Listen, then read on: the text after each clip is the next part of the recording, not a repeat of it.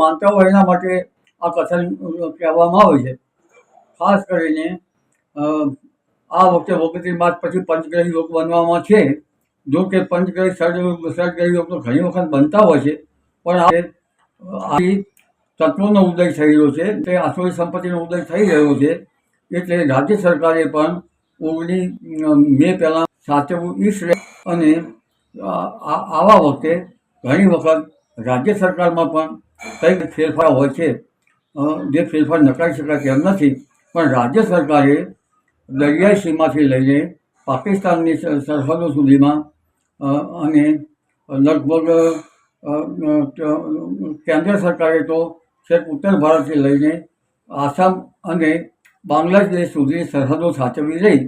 ગુજરાત સરકારે પણ છેક સુઈગામની બોર્ડરની આગળથી લઈને દરિયાઈ સીમાઓ અને બલુચિસ્તાનની ડુંગરાળ વિસ્તાર અને પાકિસ્તાનની કેટલીક સરહદો સાચવવી ઈચ્છ રહેજી। મિત્રો આવા જ વિડીયો અને શોર્ટ્સ જોવા માટે આજે જ અમારી ન્યૂઝ રૂમ યુટ્યુબ ચેનલને સબસ્ક્રાઇબ કરો।